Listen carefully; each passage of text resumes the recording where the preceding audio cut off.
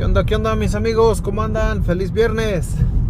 Bueno, hoy nos toca trabajar en este Toyota Camry 2016 que está haciendo un ruido en la parte de abajo. El carro, pues se puede decir que corre bien, arranca bien y todo, pero cuando ya vas a 50, a 60, empieza un ruido medio raro en la parte de abajo. ¿Qué será? Acompáñame para ver qué es, a ver si lo podemos arreglar. Ok amigos, aquí estamos checando esta parte de abajo. Miren este plástico. Pues se siente firme. Sí hace un poquito de ruido con las piedritas que tiene, pero no es ese ruido. Entonces de ahí, siguiente paso es checar que el escape o el catalizador no hagan el ruido, tampoco.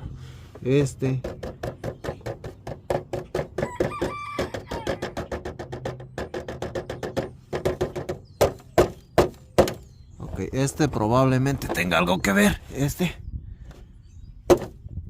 pero miren, ahí va.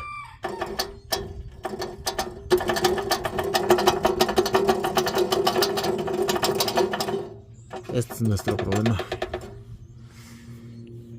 Ahí está, ya ahorita les digo si se quitó el ruido o no. Y aquí vamos manejando el carro otra vez después de quitarle el ruido que supuestamente yo creo que era ahí. Bueno, pues ahorita el ruido se le quitó, ya no lo está haciendo, ya vamos a la misma velocidad, voy pasando por el mismo lugar y el ruido ya no se escucha. Eso quiere decir que sí era lo que yo pensé.